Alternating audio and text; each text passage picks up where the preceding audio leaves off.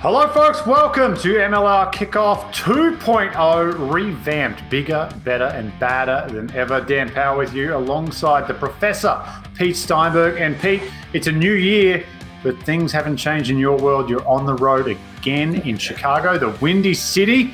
How are you, brother? How was Christmas and the New Year's since we last chatted? Well, it's been pretty dramatic, Dan. So I don't know if people heard, but we had some wildfires in Colorado, and my town was one of the towns that was hit, Louisville. Fortunately, our house was spared, but we did have to evacuate. It was a little bit scary for a moment. And unfortunately, probably about 1,000 homes lost, but thousands more not livable. So it's been a little crazy in my world, but things seem to be getting back together. Community really stepping up, and I think it's showing things like this really rebuild your faith in humanity. Yeah, it is sometimes a little sad that it takes a tragedy to bring a community together, but Colorado have been through a few of those now. Boulder not too long ago, some fires. I think it was 18 months ago in Colorado. So it's been a tough run for the state of Colorado, but good people like the Steinbergs taking care of it and making sure it's good. Well, folks, we've got a big show coming up. We talked last time about a little bit of a pivot, and we are going to definitely pivot today as we go back to the beginnings, to the very initial permeations of Major League Rugby. We've got a big show with the Utah Warriors taking center stage. Owner and CEO Kimball Kjar joins us, as well as one of the OGs from the Warriors, Saya Uhila. Just an all-around great dude, and probably one of the nicest, scary-looking humans I've ever met in my life. But excited to kick things off here, Pete, and start this new MLR kickoff. Yeah, and I think, we're trying to be a little bit different, but also meet the needs of everyone, right? I mean, we've said from the start, Dan, when you and I started commentating, I remember Dean Howes, the original MLR commissioner, and when I first started commentating, I reached out to him and said, what's your expectation? And he basically said, we don't have enough rugby fans in America to support a professional league. We need more fans. And so when you commentate, you have to make the game accessible to people that don't know it. And we hope MLR Kickoff can be a little bit of that. We hear a lot about how people go to the game and they're amazed by it and they say, this is amazing. Well, we want to sort of show everyone a little bit more about the game so you can come here, you can learn about the game. If you're a rugby fan, you're going to learn some stories. And if you're not a rugby fan, you're going to learn a little bit about the game. And Dan, we're still going to have some Professor Breakdown when we get into the season. I'm not going to let that one go. There's going to be some data. There's going to be some stats. There's going to be some equations. We'll be doing some of that, but it'll be right at the end. So for the people that don't want to listen to it, they can like kick off at the end. And of course, here we are, Dan. I see you. You see me. Now I'm gonna have to get my hair cut more regularly. I'm gonna have to make sure I'm careful what I wear and all that sort of stuff. So it's all exciting times. The makeup budget and the hair budget at MLR is going to get blown out this year. It's going to be good. But I agree. All the rugby propeller heads out there are going to be excited to step back in the lab with the professor. That's still going to be a big part of it. But Pete, for me, an important part is the stories. Like, I've always been fascinated behind what goes into becoming an athlete, or what is the life to life like for the NFL, NBA, like all the other major leagues. And I think there is an appetite for that for Major League Rugby as well. What sets us apart from these other codes and these other games and so unique to rugby gives us a chance to pull back the curtain and let the rest of the world see what makes this the greatest game in the world. Yeah, and I think that we'll hear a little bit from Kimball when we talk about that. And, I think everyone that we speak to that comes from these rugby backgrounds, and I think, Kimball and say both passionate rugby people, it's the passion that's got us where we are now. It's people sort of putting their hand up and saying, I care about this sport. I think this sport can be great and I want to be part of its growth. And I think that's both owners, coaches, players, and hopefully we can tell the stories of all of them, and fans. So we'll make sure we'll include those guys in it as well. Absolutely. Well, let's not wait any longer. Let's jump into our first interview. He was there day one, if you can believe that. And there's some fascinating stories coming out of this one. And the Utah Warriors, they were a bounce the ball away from the final last year. A late LA try to Ryan James knocked them out. But big things coming. I like the setup. I like the people involved with Utah. And one of the main parts is their CEO and owner, Kimball Kjar. Very happy to welcome the CEO of the Utah Warriors, Kimball Kjar. Kimball, welcome to MLR Kickoff. Thanks for having me. Well, before we get into sort of the story of the league, and you were there at the start, I have a couple of questions. First of all, you had a pretty good playing background yourself. Talk a little bit about how you found rugby and what your rugby career was. Well, if we can go back that far to the Stone Ages and, when people were playing with the original, pigskin sort of stuff. But no, listen, I was very fortunate to have picked up rugby when I was at university at BYU. I was going there to wrestle originally, decided not to do that. I was fortunate then to go on an LDS mission to Australia, which really drove home that culture of rugby while I was down there. And I came back and played about 6 years with the U.S. national team. Half the time didn't know what the hell I was doing. And was just fortunate to be around a lot of really good players. Had some really good experiences traveling the world as an Eagle, but also with the collegiate All-Americans, some great relationships and friendships with people that are still in and around rugby today, going from Jack Clark, Tom Billups to, Matt Sherman and Dan Payne and, Dan Lyle, among others. So I really consider myself lucky to have been in and around some of America's, more influential rugby people that are still involved with the game today. You talked about going to BYU, going to wrestle, and then picking up rugby. BYU is one of the historical powerhouses of college rugby in the U.S., but Utah itself has a particular strength in rugby. Can you talk a little bit about maybe, why Utah is so strong in rugby? BYU is a piece of it, but it's not the only piece. No, it's multi-generational. It's one of the more unique rugby communities in the U.S. that I just don't know that people fully comprehend on how rich and deep the rugby community here. I mean, it goes back to even the foundation of a city called Iosepa in the West Desert here in Utah, with the Polynesian community that came to Utah as part of that LDS culture. Coming here to Utah the late 19th century and. But even more so, it also has to do with guys like Larry Gelwicks, who many people are familiar with the Highland Rugby program back in the 80s, 90s, and early 2000s, where, they were a high school powerhouse. And, you've just kind of carried on a lot of those same legacies of high school, collegiate, and kind of that Polynesian rugby community that's enriched so many lives. There are grandkids that are now playing for the same rugby club that their grandfather played for. And that's just something that you don't see in America by and large. You've got some unique situations here in Utah that I don't know that you can replicate anywhere else. I think that it's when people that aren't involved in rugby look at MLR, they might look at the Utah Warriors and say, why Utah? But I think you've explained why Utah, right? It probably is one of the strongest rugby communities in the States. And so it made sense that was one of the birthplaces of Major League Rugby. I mean, you were there very early on. Can you talk about sort of when you first heard about a professional rugby league and the potential for Utah to be involved? I think it was Rugby Utah back then as an organization, but talk a little bit about those early days and when you first heard about Major League Rugby. Yeah, I mean, it's, it goes back to almost 2014 and 15 when we began to hear rumblings that America was looking at professionalizing. I mean, this was even conversations that we had when I was a player with Nigel Melville when he was trying to get some things going on in North America with that, the Falcons and the Hawks, and they were trying to do this North American competition. I mean, there's always kind of been this iterative cycle that international rugby has realized that America needs to professionalize it if the Eagles are ever to, continue to develop and improve. But more importantly, from a commercial perspective, if the game internationally is to improve, it needs to also have a professional league here in the United States that's viable, sustainable, scalable, all those different things. So we were involved in a number of different conversations. We actually had,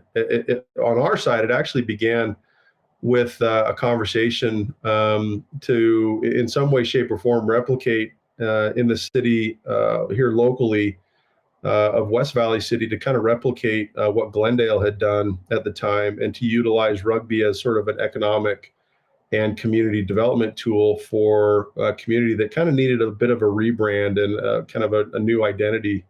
And so they had approached us about helping them, put together something. And then from there, it just kind of carried over into the conversations that began to take place with USA Rugby. And then with USA Rugby bringing on Doug Schoninger at the time when they were, developing that pro rugby concept. And just to be candid with you, to be a little bit more information what you're asking for, but when USA Rugby granted that pro rugby, license, as it were, there were many in the community, and particularly those that have kind of been in and around sports that knew that concept wasn't going to get off the ground. There's never really ever been a monolithic professional sports league that's ever been able to be sustainable and scalable in the United States. Even the NFL, MLB, NBA, they're not monoliths. They're not owned by one single person. You even saw that with the American Alliance of Football. You saw that with some of these other leagues that have kind of popped up, but it just becomes, with sports being so capitally intensive, it becomes so hard to bear and swallow, the losses that you're going to need to swallow to make it sustainable. And so that's where we began to realize, okay, if this is going to if there really is momentum building, then we need to make sure that the business model itself is put together in a way that it's going to be sustainable and not, end up caving in on itself like pro.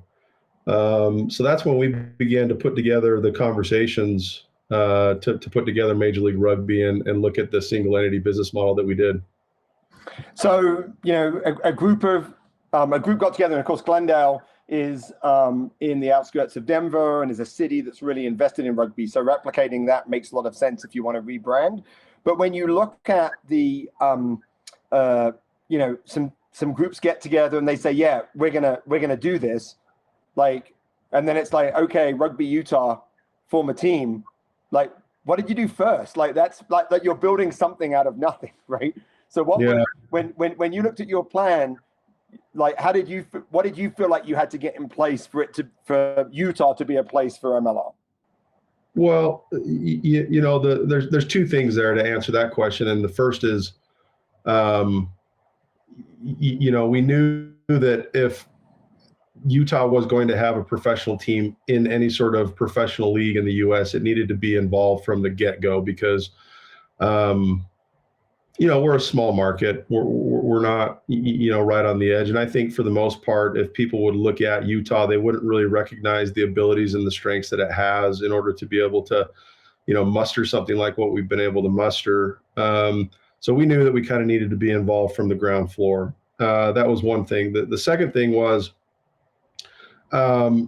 you can't have an investable asset as a team without a league that's investable. So really, as I kind of have said from day one, you can't have, you're not going to be able to build a team unless you have a league that can show that it's going to be sustainable over the long term. I mean, I think that the MLR concept and business model has sort of proven itself out in that regard because we've gone from 7 initial teams of people that didn't really know what the hell they were doing to 13 members that have, some pretty prestigious pedigrees and business, sports and entertainment business investments as part of their portfolio. So it's not like,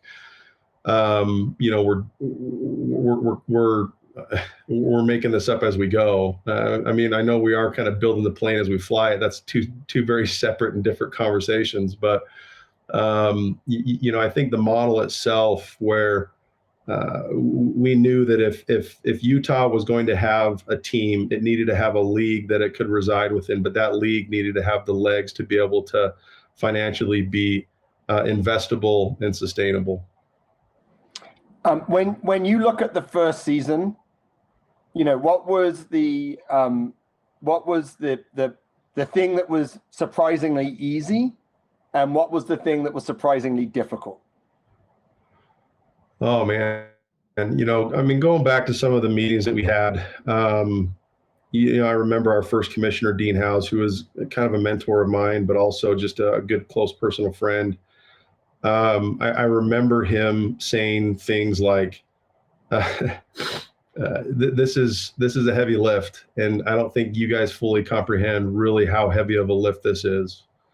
And looking back now, I think it's a good thing that I didn't know at the time how hard this was going to be, not only personally, but also just as a group and as an organization, what we've been able to do.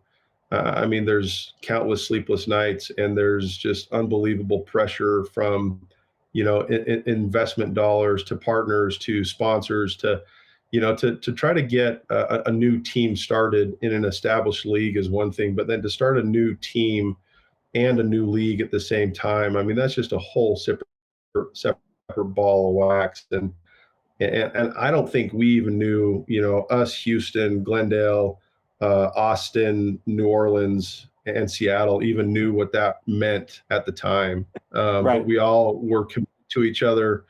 And we knew that we wanted to do this together because we believed that the time was now to make professional rugby have a chance here in the United States.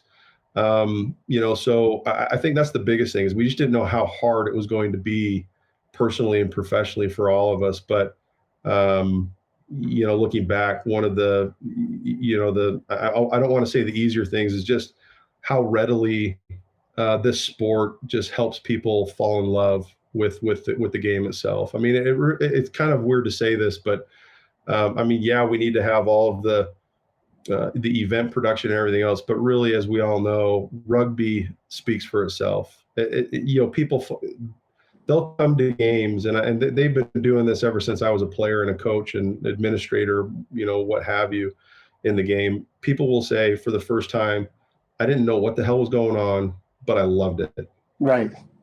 And that's the power of this sport. And that's why I believe in this product and this sport, because it's such an amazing sport and what it can do and what it can translate to the American, sports fan. Now, one of the things that you have is you have maybe the best backdrop in world rugby for your stadium. Can you talk a little bit about the relationship that you have with, I think it's Real Salt Lake and the access to the stadium and how important that's been? Because, having been there, it is absolutely stunning. And you're one of the places that I think creates a real genuine atmosphere when your crowd comes into that stadium. Yeah, no, I appreciate that.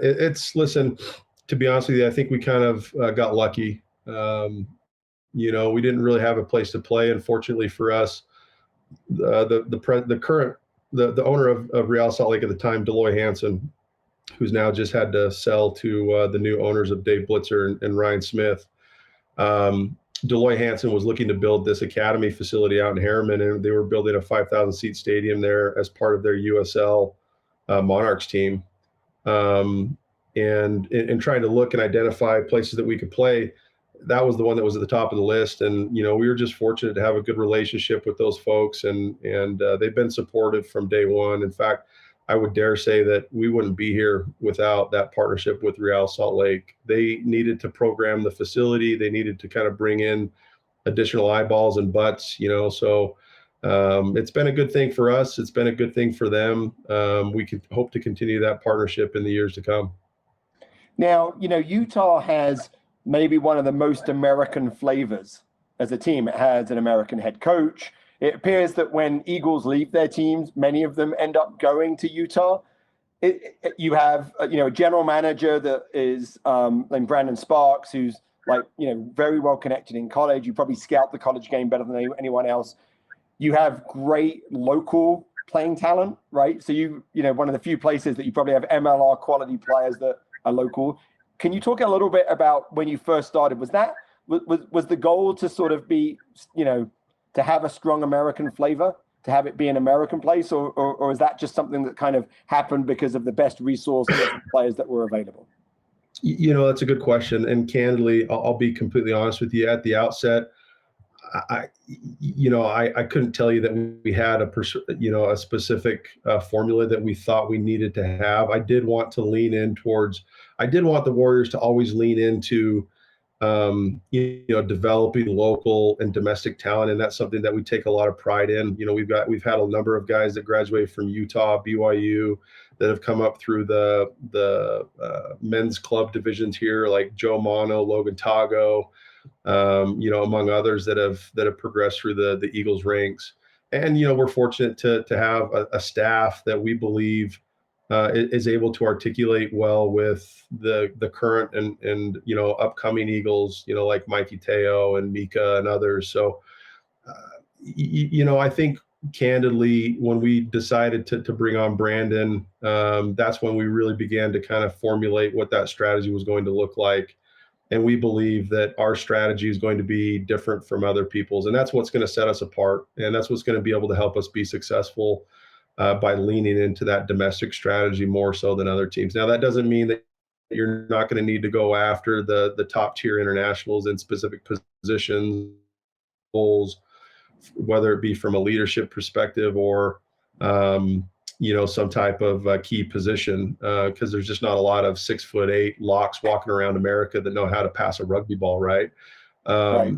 So there's going to be those types of positions that you're going to need to have to look at, but that doesn't mean that you don't start building the grassroots and the pathway and the foundation elements that will eventually begin to, widen our opportunities, not only locally, but also domestically overall. So, our strategy right now and will be for the foreseeable future is to lean heavy into the American rich talent that we believe is out there and providing them with the opportunity from the time that they're 6 all the way up till they can potentially, put on the Warriors 4 stripes.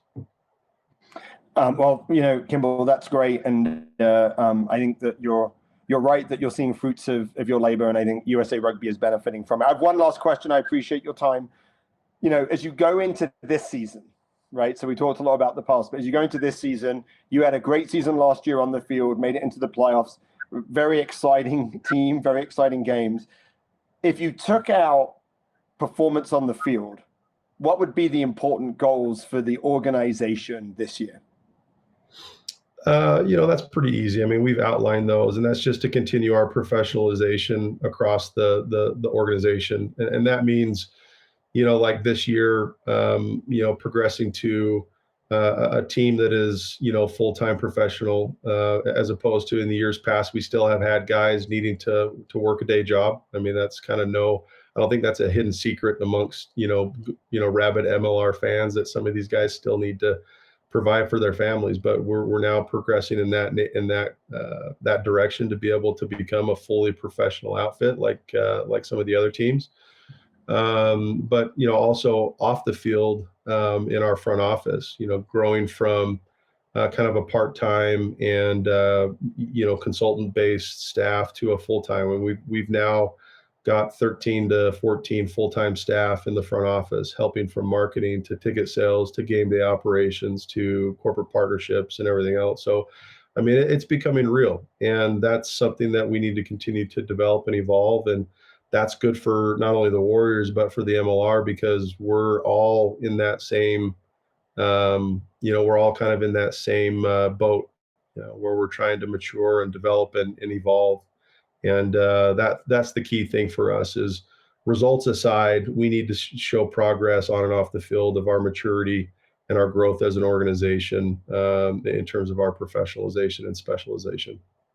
Well, I think back, if you think all the way back to the start when you were having those meetings and, you look now, I think it is a different world. I think that pioneers like yourself and other people that were involved with the Utah Warriors early on have already built a tremendous legacy with this league, and it wouldn't exist without people who have the passion and the commitment of people like yourself. So, I just on behalf of the fans that are out there, I want to say thank you. I also want to say, on behalf of MLR Kickoff, thank you so much for giving us your time today and sharing your stories, and good luck this season. Well, thank you. And just a closing thought, I know you're thanking me, but I mean, at the end of the day, two quick comments. The Warriors wouldn't be here without our great rugby community here in Utah. And I don't think the MLR would be here without the great community that we have here across the U.S. And I think that sometimes goes a little bit unrecognized and uncommented on, because there's so many people that have made rugby what it is here in the U.S., and we're now progressing from an amateur-based community to a professional-based one. And that sometimes is a little bit uneasy and awkward for some, but for all of us, I think we all just need to acknowledge that we're all standing on the shoulders of those who have gone on before, and we're just grateful for the opportunity to kind of carry the ball forward how we can during the time that we have. So thank you. Great way to finish, Kimball. Appreciate it. All right. Cheers, guys. One day when the 30 for 30 comes out on Major League Rugby, what are some of the stories that we're going to hear that are not open to the public? And the napkin one is a brilliant one as well. That how many great ideas, how many billion-dollar ideas were written out on a napkin first, Pete? Yeah, and it was really interesting to hear Kimball talk about the early meetings. I mean, there wasn't really anything, right? There were people that were there that were just saying, hey, for a while, we've been talking about professional rugby. In the States, it's something that's needed. And a few teams got together and said, we think we want to do this. And if it wasn't for the pioneers that said that and took the risks, and it was very risky back then. I mean, there's still certain risk to it, but now there's a little bit more of a foundation. But back then, it was literally like, we're going to try it and we don't know what's going to happen. And it's great to hear Kimball sort of share his perspective and his feelings about those times. And a little bit, I thought what was interesting, Dan, is, when we look at Utah now, what we see is, a very American-centric, American head coach. Both coaches played for the U.S. Eagles, an American general manager, an American CEO. It appears, and I said this to Kimball, right? It appears that like whenever one of the Eagles becomes free and we hear about it, they go to Utah. It was interesting to hear that, while there was always something there for them about developing American talent, in particular with the great player pool they have in Utah, that wasn't it was literally like, no, we just have to run a team and we have to run a league. And it was interesting to hear that Brandon Sparks and that selection was sort of where they really said that's the way that they're going to go. And I think Utah is an interesting model, and I think it's a model that was successful last year and hopefully will be successful in the future. Yeah, and Kimball, very modest guy, and I hope he doesn't mind me sharing this. You talk about risk. I think no one risks more than Kimball Kjar to get MLR off the ground and the Utah Warriors. One day, it may come to light just the amount of risk that he put into that franchise. And I'm glad guys like that are involved, to be honest, because you want that invested, roll the sleeves up, let's get dirty, let's get this done kind of ownership. So I love the Warriors, love calling all of their games throughout the years as well. And they were so exciting last season, and I think they're building something special this season. One of the guys who was there day one as well, comes from a proud rugby family from the Kingdom of Tonga, made his way over to Salt Lake in his 20s, I believe. He started getting that way, started in California, but found a home in Salt Lake. And he's really become, I'm going to have to put on my raspy voice there, the godfather of the Utah playing roster. Honestly, one of the nicest guys. You hear some phenomenal stories, and I hope we can dig into him a little deeper here. But Sayo Hiller, he'll close in very quickly on 50 caps in MLR. He'll be a part of a select group. He'll join teammate Angus McClellan, actually, who's got there, and Sam Windsor, the OG out of Houston. But closing in just 8 games away from 50 caps, and honestly, one of the nicest, friendliest human beings in one of the scariest packages you'll ever meet, folks. Let's bring him in, Sayo Hiller. So, Sayo Hiller, it is great to have you. Welcome to MLR Kickoff. My pleasure. Thank you, guys. So, I want to start with where you're from. You're from a rugby hotbed of the world, the island of Tonga. So, let's start by telling us a little bit about what rugby is in Tonga and how important it is to the community. Rugby is pretty huge back in the island, Again, it's one of the main sport in the island. And for a lot of us youth and stuff, some of us is kind of a way out from the islands and stuff and try to be a better rugby player and stuff, hopefully get picked by, some other club from overseas and stuff like that. And then, try to have a future with it. So. And rugby's a family sport for you, right? You have other members of your family that play rugby? Yes, definitely. So I have some uncles and, and stuff that they were great rugby players in the past. And also within, my own household. In fact, my little brother, he was, playing for the Hurricanes, and then now he's in France. A lot of people know him by the name of Tongenbeer. So Tongenbeer. Now, how little is he? Not very little. Right. He was probably little once, but right now, I can't imagine many members of your family being that little. Let's be honest. Yeah. He's a little bit shorter than me and stuff, me and him used to box it out back when we were a kid, but I don't think I can do it these days. He's a bit more professional at boxing than I do. So. Oh, that's funny. Now you actually left Tonga and you came to Southern California. Why did you make that move? Because that wasn't for rugby, right?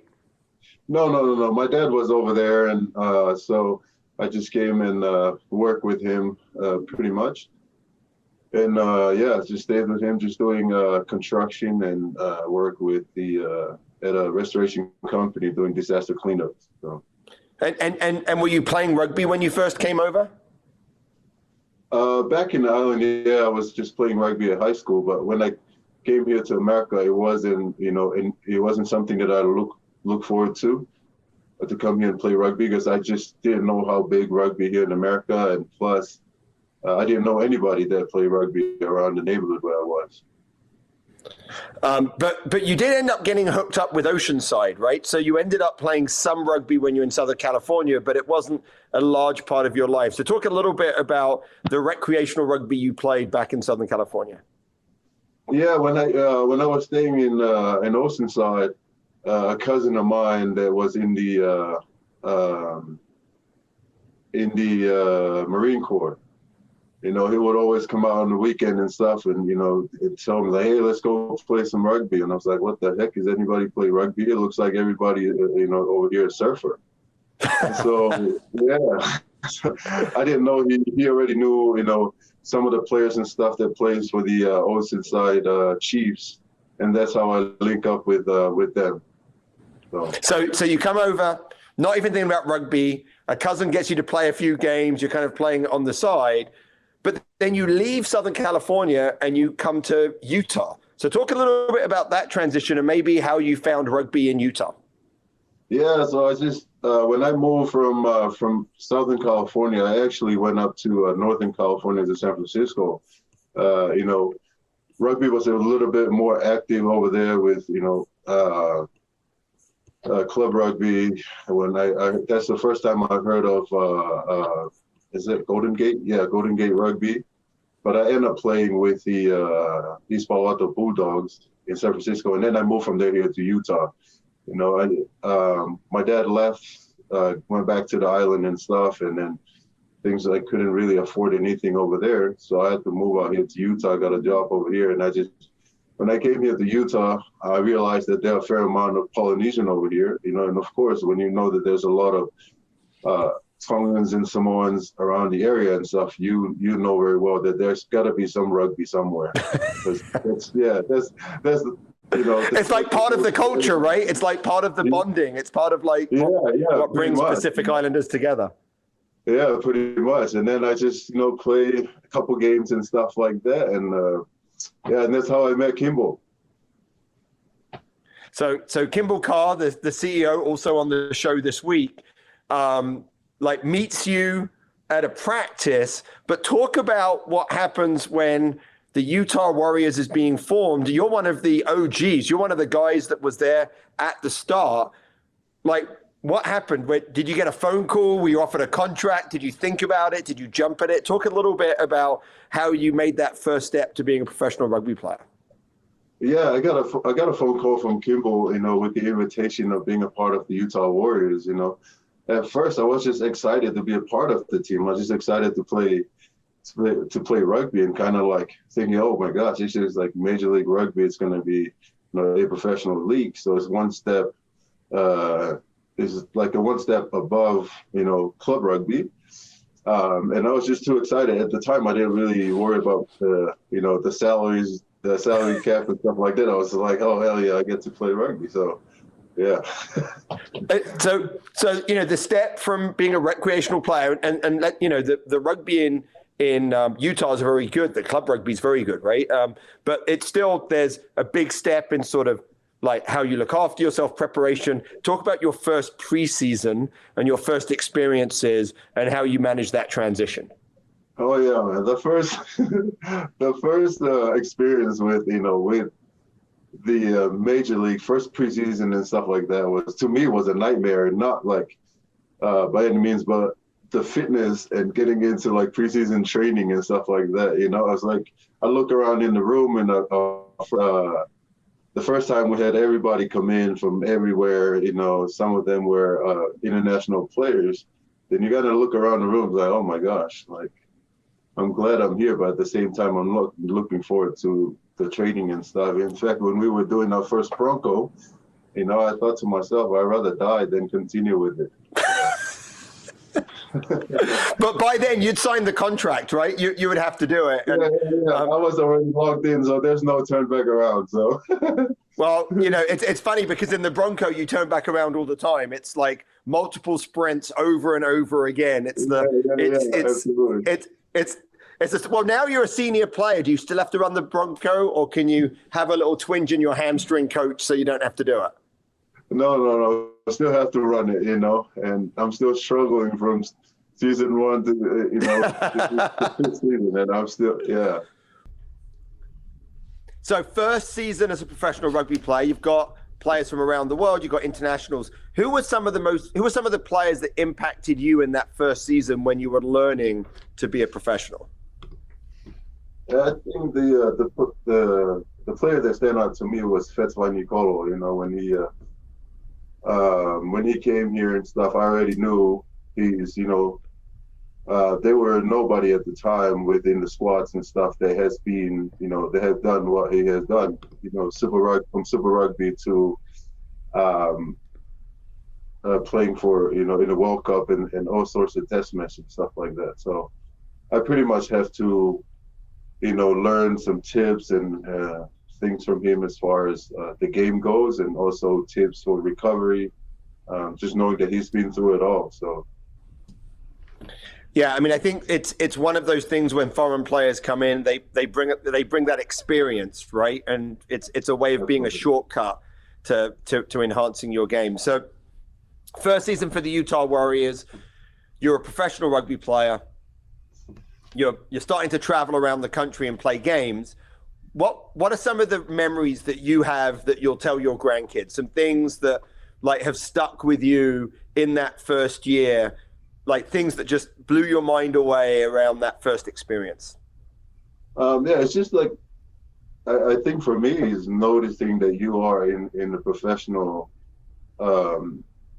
environment, like you pretty much have to change a few things, the way you eat, your sleeping schedule and stuff like that to fit in with your recovery time and everything else. So, and then just, hanging out with the boys and stuff like that. I think that's something that I'll never forget. It's, different players are coming in and stuff, and you're just kind of trying to build a family with strangers pretty much. So. Yeah, and especially with a new team when you basically have to build a culture from nothing, right? There wasn't a culture before, and now you have a team, and that's a pretty unique experience in rugby, because normally you join a club that's been there for a while, and now it's going to be, and now it's brand new. So it's interesting. You guys have a beautiful stadium, right, with a great backdrop, and you have very passionate home fans. What was it like to run out for the first time at a home game in Salt Lake City? It's something special to me, because I would never dream of in a million years running out a tunnel with, a fair amount of people coming in to support rugby, especially, with the first year of the game here in Utah. It's like, super fresh. It's just a special feeling, from that day. And even to this day, as you see, the league progressed and stuff like that, it's still the same feeling coming out the tunnel and just look at the people who are there to support you, and and also the young generation. That's the thing that always catches me, so. Yeah, I think that's it's interesting being there at the start. Here you are, you've got 40 plus caps, 40 appearances for the Utah Warriors in Major League Rugby. There's only a couple of people that have more than you. One of them is Angus McClellan, the tight head prop, who I think may have played every game that the Utah Warriors has played. So I don't think you're going to be able to catch him up unless you kind of he gets an injury. But nevertheless, it's going to be a big honor coming up for you this season, hopefully, to be able to get to that 50. So let's reflect a little bit on the journey of the Utah Warriors. In that first year, you made the playoffs and had a pretty credible game in the semifinals against Glendale. Last year, you made the playoffs again. But in between, from an outside perspective, a frustrating team that had the talent, right, that could on its day beat anyone in the league, but on another day lose to anyone in the league. It destroyed my prediction scores, as Stats Boy will tell you, that I would be like, oh, this is the Utah team that I can see. Let me pick them next week, and they wouldn't do it. So talk a little bit about what's different from the last couple of years to what happened last year in terms of just Utah being able to really be more consistent with the talent that it has. I think it has to do with, probably a few things with a few things coming into the league. I know the first year was only a fair amount of teams that they were playing in the first year and stuff, but coming into second and third, to me it feels like, it's because some of us work, still have a full-time job and then have to turn into rugby 100% and stuff. And I know there was, at some point, there was a lot of players that were injured due to injury and stuff, where we're kind of having that bit of a roller coaster with our season. And pretty much we were still trying to, to figure out the team culture where we can find a connection with each player. Because I think that's what it is. One player's injured, then you're trying to find somebody that will connect with with the team and stuff like that, and that what causes that. But our coaches, with the staff that we have now, I think they really know what they're doing. They really care for the boys, trying to make sure everybody's recovering better, taking care of themselves and stuff like that, so we can still turn into training 100% and perform the best we can. So, and that makes a big difference, which we all see this past season. Utah was pretty much the team that you really don't want to blink on. So. Yeah, and it was interesting because you talked about injuries in the previous years, but what really helped Utah make the playoffs was the bench, right? Was the fact that they would have, 8 players on the bench that were starters, and it allowed you to finish games. And it was I don't know, the two Seans that were coaching, both former Eagles, both relatively new to coaching. When you first start coaching, you live every moment. They must have aged a little bit because of all of those last minute stuff. What was it like? How did you guys, did you just believe you were going to win? It didn't matter? It just felt like it didn't matter whether you were down, you always knew you were going to win at the end. Is that what it felt like? Ever since Lathan and these two came in, Sean and Sean, there was a different bond between players and coaches, and I remember exactly, at one point, they asked me, what do I think, what will be best for the boys and stuff. And, I honestly, because I'm that type, I just tell it how it is. So, the best thing we can all do is just to be honest with each other. You can be honest with the players as far as feedback and everything else. And I'll tell you, these players will deliver when it's time to deliver. And that's what happened this past season. We have a special connection with these two. They know how to have fun during training, and they know how to, to switch it back to being serious and stuff. And that's one thing that I was impressed with, is them knowing it. A lot of times people think, oh, so-and-so are on the bench, what's going on, But nowadays, even with Super Rugby, the All Blacks, you think about those teams, the bench is just as good as the first string, as the starters. So that's the thing about these coaches. They know when to put in your players, and they know what each players can bring in and what, and that's exactly, I think that was the secret. We just came in the last 20 minutes, it doesn't matter. 20-10, we close the game. So we can either win teams in the beginning, or we will definitely catch up in the last 10, 20 minutes. So don't sleep on us. Well, it definitely made it made Utah a must-watch game every week. Like, you're just like, it's going to be exciting, it's going to be high scoring, it's great, and it's interesting to hear the coaches reach out to you, because when you've shared your journey to professional rugby, and now here you are, one of the team leaders of a professional rugby team in Utah. Like when you reflect, what is it that makes you a great leader? What is it that makes you someone that people can follow? I won't say I'm like that great of a leader. I'm still learning myself. I'm still learning as well. But one thing for me is, just caring for the players, caring for my teammates. In the beginning of the season and stuff, where management's still trying to figure out housing and stuff for everybody. Sometimes the players come in and we haven't found a place for them. So I'll take them in, because those are just things that us, Polynesian do. Like, you see a stranger, you offer them something, or everybody should do. It's just, those small things, just making sure that they are taken care of.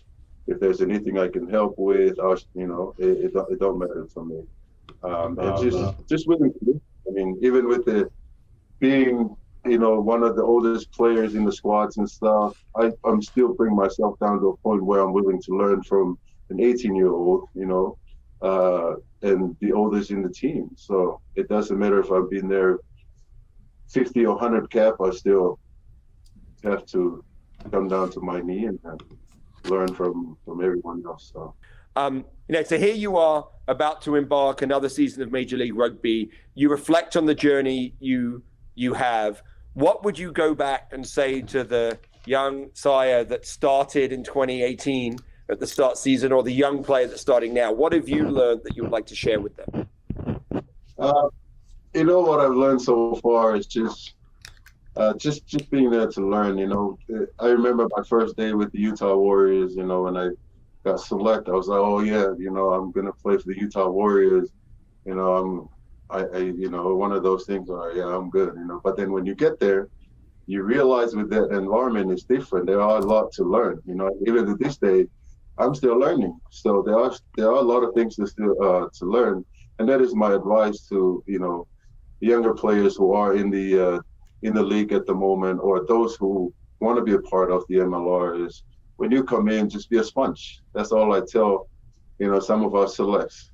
The best advice I can give is just be a sponge. A sponge, you just absorb as much as you can, and then just when it's time to apply, which is on the field, then you'll be the only players who will shine the most, because you're just there trying to do your work, grind day in and day out. So, yeah.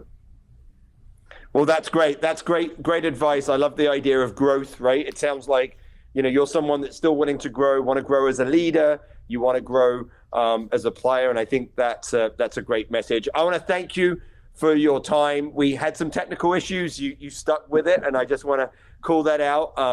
I think you're going to gain some fans on this. So I think people are going to be really rooting for you. So good luck to you, and good luck to the Utah Warriors this season. Thank you very much. Cheers. And Pete, obviously, rugby teams, and you've coached at a high level for a long time. It's a mishmash of personalities. Coach sometimes referred to as a father figure, but inside the playing group, you need that dominant figure as well. And I don't think there's any more dominant father figure in Utah than Saya, and the role he takes in mentoring and bringing along that culture and that roster. Yeah, I mean, there's a very strong, Pacific Island background in Utah.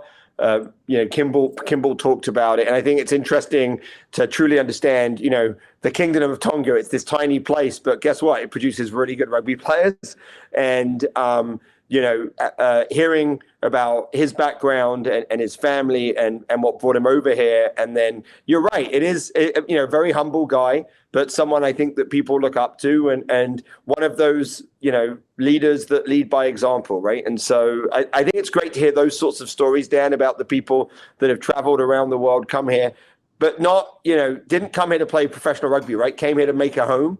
And then, professional rugby happened to be here. So I think that's, such a great story. Yeah, and there's a few like that as well out of the Warriors, I think, which makes them so appealing to old fans and new fans. Like Tanata Lauti was just kind of hanging out and it's like, hey, I might try out for this rugby team, and was the leading try scorer in 1 year in MLR. So there's great stories like that coming out of the Warriors. But all right, folks, you've held on, you've waited patiently, you rugby aficionados. Here it is. Time to get the glasses out, the pocket squares. I can say that because I wear glasses. Let's jump into the lab. It's the professor's breakdown. And we're going for new fans here as well. There's going to be some intricacies, but there's also going to be some foundations. New fans that come to a rugby game. Pete, break it down to me. When I go and watch an NFL game, I see an offensive line, a defensive line. I see my quarterback, my receivers, tight ends, running back. Everything's structured and I can see it. I come to rugby and it just seems like a mess to me. So let's start offensively. Explain attack to me in rugby. Well, I mean, I think there's, we all know that we know in the rugby community that rugby is the father of football. Basically, rugby came over in the late 19th century. The Americans said, hey, we like this game, but we want to change it a little bit. And so, and it really was revolutionized with the forward pass. But there is a lot of similarities, not even, just the word touchdown. So you have to touch the ball down. That's the most obvious one. But there are actually a lot of similarities. In rugby on attack, the couple of things that you really have to think about, Dan, is that you always have to be on your side of the ball to be able to play, right? So you always have to be on your side. That means that you always have to be behind the ball, which is why people line up in a line where you can lateral and pass it backwards, right? Because no one's allowed to be in front of the ball. That's what's called offside. And so if you have to be behind, the only way you can transfer it is if you pass it laterally or behind. And that's why you set it up. The other thing that you need to do on attack is you need to create space. And the way that you create space is by creating collisions, right? And so you'll see people take the ball and they'll run into the defense. And they'll run into the defense because tackles attract defenders. Right. So if I run into the defense, the defenders will actually squeeze around that space and that creates space somewhere else. So when you look and you're like, all right, there's all these guys standing away from the ball. They're not getting it. Right. What's going on? But the guys with the ball are running into someone. What they're trying to do is they're trying to attract defenders to create space for the people that are wide. So you'll see that alignment when people are wide. You'll see people taking the ball in to be able to create that space. And that's fundamentally like what rugby attack is. It's about creating space. It's about manipulating the defense, and it's about making sure that you hold on to the ball and you keep possession. So you would compare it to an RPO in football. I think trying to run in to create a diversion and then play off that. So I actually think that there's probably some similarities in football in the sense that, like, if you think about football in a series, right, what you'll see is that people will run it close, but they'll do that to, attract the linebackers, and then they'll fake to that run to be able to create space so they can throw it somewhere else. So there's definitely that sort of idea that we do something to manipulate the defense to be able to attack them in other places. Of course, the biggest thing, and the thing that actually I think, Dan, looks like the biggest mess, is that in football, when a tackle happens, the game ends. And in rugby, when the tackle happens, there's actually a contest for possession. And so because you come from your own side, the only people that can enter that space where that tackle happens are the people that are from their own side. So a ruck forms. And basically you try and push the other team off and you bring it back on your side. But that ruck itself is a way of tracking defenders and creating space.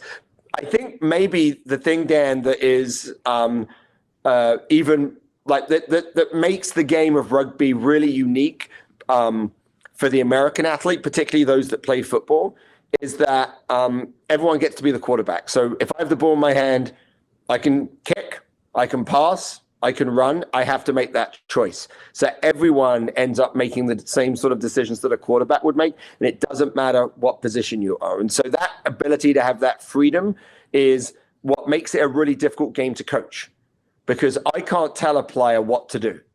I don't know what the defense is going to do. So what I have to do is I have to teach the player what they see and how what they see impact what they should do. And I actually think this is the reason why rugby is just an incredible developmental sport for young kids, and it's a sport that gets the best out of individuals, men or women, is because it's all about decision making, and everyone has to be a key decision maker to be effective. So that ability for the ball carrier to be able to run, pass to anyone, kick anywhere, that challenge that every player has, regardless of their size or what their role is or what their position is, I think that's something that's a little bit unique in rugby. And so I think that that's one of the things that makes it such a great game to play. All right. I'm a new fan, or I'm a young player, a young athlete growing up, and I've just discovered rugby. 3 things fundamentally that I should look at on attack. Oh man, 3 things. Okay, on the spot. So 3 things that you want to be aware of. So the first thing is it's all about space. So space can be out wide, space can be behind, or space can be in between. Right. So you look, and teams will have different strategies. So you have some teams that move it wide, like we talked to the Warriors today. The Warriors were like always moving that ball wide. They were stretching the field. That's where they played. Right. But actually, they would often find, because they're stretching it wide, they manipulate the defense and there's space between. Right. There are some teams like Atlanta where they look for the space behind, which is through a kick. So the game of attack is all about space. So that would be the first thing. The second thing is it's about possession and holding onto the ball, right? So you kick, right? You're going to give that up, but you're going to gain something. But if you're not going to kick, it's about your ability to hold onto the ball. And then that's the third thing. The third thing is the support, right? So you'll hear a lot that we talk about in rugby where we talk about support. And support is, the emotional support that you have for your teammates, right? But it's also the physical support. So when someone has the ball, they always want people around them. And if someone around them doesn't have the ball and they don't have people around them, then they're probably in a bad spot, because it means that the tackle's going to happen and they're probably going to lose the ball. So I think if you look at where's the space, around, through, or over, if you look at hold on to the ball, and maybe I'll add one thing to this, and I know we'll probably talk about this in another one, but that contact point, if I was going to give anyone one thing to talk about when someone went into contact, it's, are they lower than the tackler, right? So the low person tends to win in contact, but the ability to retain the ball, and then the concept of support and making sure there are people around the ball. Like, Dan, like as an experienced rugby watcher, you can look and you can see someone gets the ball and they've got no support, and you're thinking, oh, they're going to lose the ball. It's going to be a turnover. They're going to lose the ball in the tackle because there's no one there to support the ball carrier. I just want you to know that you're my emotional support. Well, Thank Dan, you. I can't be the only one, because you need a lot of it. So I hope you have a lot of emotional support. Pet, is it emotional? Am I your emotional support pet? Yeah. Okay, I just wanted to make sure. Yeah. I was You're my your weighted emotional blanket. Yeah, I'm your blanket. All right, we're gonna finish this for new fans. We're gonna both do this. We're gonna give our top 3 attacking players to watch in 2022. I will let you go first. We're gonna go 1, 1, 1, 1, 1. Your top 3. So if new fans who don't have an allegiance to a team, they're just tuning in for the first time, trying to figure out who to watch, you go first. Who's your number 1 player to watch? Well, we're here with, we talked to the Utah Warriors today. Hang on. And one of the... I've changed it. I'm going to go first because you're going to say my one. Okay. I'm going Mikey Teo for Utah Warriors. Oh, come on. He'll wear number 15. He's got long hair. If you look at him, you're like, guy doesn't look like he should be at the back there, but do not sleep on Mikey Teo. Number 1 attacking player in the league this last year. I think he'll continue that trend next year. Pete, who's your number 1 now? Well, I don't know. I don't think I'm ready to do number 1, right? But I want to do people that people should look out for that maybe they don't. And so recently in the news is a flanker, Hanko Hamases, who was just traded from Rugby United New York to the LA Giltinis. And it's going to be really interesting to see him. He is a really, really powerful ball carrier. So he's one of these guys that can run through a tackle. You'll see him go through. But where you'll see him do most of his damage is actually out wide. So he's a flanker. So he's a forward. Normally you don't see the forwards play that wide, but he is out wide, and he is just a devastating ball carrier with the ball in his hands. Yeah, very different to my number one, right? He's more bruising and punishing. All right, I'll go same team, LA Giltinis. Billy Meeks, who'll wear number 12, occasionally number 7. Let's hope not this year. Inside center, he's more of a subtle. Like when you're talking about if Mikey Teo is my bottle of Dom Perignon, he's just cork popping, following everywhere.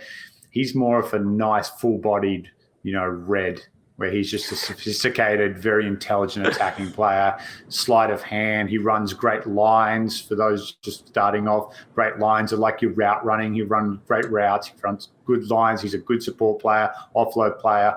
I love watching him attack because he is cerebral. He's very, very methodical in how he breaks defenses apart. I think what's great about a great choice about Billy Meeks is he actually makes people around him better, right? So he isn't often the player that makes the break, but he's the player that makes the pass to the player that makes the break. He's a great decision maker. He can manipulate defenders. That's a great one. I have another watch out, a little bit different. I'm gonna say Kurt Coleman.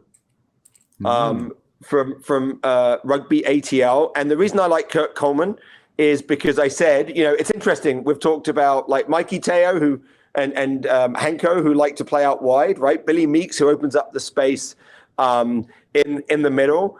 And then Kurt Coleman is a player that plays over. He's a great controller of the ball, of the attack with his kicking. So he'll look for space that's wide. He'll look for space that's behind. And he will really manipulate the defense with his kicking. So Kurt Coleman, a very different attacking player, but a guy that I really like to watch. All right, last one. I got a special affiliation with this guy, and I'm going to go with Connor, the money man, Mooneyham, out of the Austin Gilgronis. Homegrown talent, Texas boy. He grew up in California, but we'll call him a Texas boy because everyone loves Texas. I think he's going to be a genuine superstar in this league years to come. He had a few bumps. If you guys have been watching the Gilgroni special, is it what's inside the ruck? No, around the ruck, on top of the ruck, under the ruck, through the ruck. There you go. There he is. We couldn't get through one without Aaron. He's been one of the stars of that show, and I think he'll be one of the stars of the league. He's just flat out confident finisher. Like he just believes in himself, and there's so much to be said for a confident rugby player, ball in hand. Everyone knows that type of player, named the sport. I can't believe I'm going to throw Jordan out there. I'm not saying Connor and Jordan are on the same level, but wants the ball in their hands. Like the big moments, give me the ball, I'll make it happen. And Connor's got that kind of feel to him as well for Austin. So he'll be down there with the Gilgronis. He'll be in 14 or 11, plays a little 15 as well, but love watching him play. Just a confident, beautiful ball runner. Having a player that can finish is, and very similar to like in football, right? Having someone that can make someone miss and can get over the line is, I think, really, really important. And I think that I think that it's an undervalued asset. You can see that Julian Dominguez moved from he went from NOLA to where did he go? Austin. To Austin. That's right, to Austin. So now they've got two guys, and that's someone that can just in rugby, the last 2 meters, 2 yards to get over the line is like the hardest. Like it's the hardest place to get. Like the defense is really tight, and having some players that can do that, and Austin now have two. I think that's amazing. I'm gonna go. Aaron wants to talk about Marnonu. So Marnonu, amazing player, played for the All Blacks 100 times. He's a center. He has amazing skills. So Dan, I talked about how you can go through or you can go round, and there are very few people in the league that can do both of those things at the same time. But Marnono has the passing skills to be able to do that, right? So he can enter and attack tight, and still he has this, amazing passes to be able to still, as he's engaging the defense and about to hit the defense, he'll throw this long pass and go around, open it up for someone else. But I'm actually going to go with someone else, and it, again, a little bit of a left field selection is Dylan Fawcett. And the reason I'm going to go with Dylan Fawcett is that he's one of the top try scorers in the league every year. I think he's number one, man. I think number one ever, right? Every year. I think number one ever, but every year he's up there. And the reason he's up there is because he's the guy that finishes the maul. Now we're going to come to lineouts a little bit later, but basically, he is the guy that is able to, he throws the ball in, right? You have to catch it, but you have this ability. It's a flying wedge, actually, right, from the old days in football. So it's you have the ability to be able to go through while holding the ball up in a maul, and he's able to do that. And, his job is relatively easy once the ball's been caught. But I think it's important to recognize there's lots of different ways to score. Like we've talked about a lot of backs, but forwards get to score as well. And like I said, that last 2 meters before you get over the line is really hard. And setting up a maul from a line out and getting over the line is a great attacking platform. And tune in later on for a future MLR kickoff as we dive deeper into the line out. Little teaser. If it's anything like the attack one, I can't wait. I feel like I've just got a whole new perspective on attacking. Yeah, just don't like if you're going to ask me to come up with like the top 3 line-out jumpers in the league, then at least like give me some warning and don't do it on the fly. Everyone's like, gotta be organic. Like, I'm a professor. Like I want to prep. You're Mr. like, hey, let's fly by the seat of a pants, and I'm Mr. like, no, let's really prep here so we can have the right answer. And you're just happy with like a funny answer that has some like, TV or movie related quote to it, or that's the difference. I interviewed 100 professors, and you know what the number one trait of being a good professor was? Honesty. And I'm going to get the honest answer out of you if I spring you with it rather than giving you time there to think what the right answer is. This way I get the truth, and that's the number one. It was 67%. So, and, statistics can be used to prove anything. 30% of people know that. So there you go, Pete. What a great way to wrap up the first show of 2022 as well. That's right. Let's just immediately discredit all the future data analytics that we do on MLR Kickoff later on in the season, because people will just be able to come back and say, well, Dan said none of this really matters. 30% of it matters. 60% of the time. We're less than a month away from the kickoff, right? We're under a month, round 1, February 5th. So make sure everyone out there, you get on, look at the schedule, see where a home game is, get out to as many games as you can this year. It's going to be a great year. I really feel like this is going to be the year that MLR, the stadiums should be, getting back to normal again here shortly, and it's just going to be exciting times. New team, Dallas. How nice is their stadium? Did you see their stadium? Yeah. Wowzers, gorgeous. Well, all the teams, I think facilities is one of the biggest challenges that MLR teams have. And we can see every year teams are upgrading. They're finding better facilities to play in, facilities that are better for broadcast, better for fan experiences. And so every time we see that, whether it's, whether it's NOLA moving to the gold mine, or the Dallas facility, or Rugby ATL, you can see these guys. All of the teams are looking for better and better fan experiences, and so lots of great places to go watch rugby this year. Beautiful stuff, Pete. Great to be back in 2022 with you. Excited for kickoff coming up, like you said, in under a month now. But that'll wrap up the first show. Thank you again to the Utah Warriors for allowing us to have Kimball and Sire on the show here. For Pete Steinberg, the professor, Aaron Castro, and the newly welcomed member of the team, who I forgot to introduce. We've welcomed in a new director as well, and Ryan Ginty. I think most rugby fans will be familiar with Gintz and his involvement with rugby on the television side of things. So great to have him on the team as well moving forward. Pete, love you, buddy. Be good, and looking forward to the next one. Some more rugby. Yep. See you next week, Dan.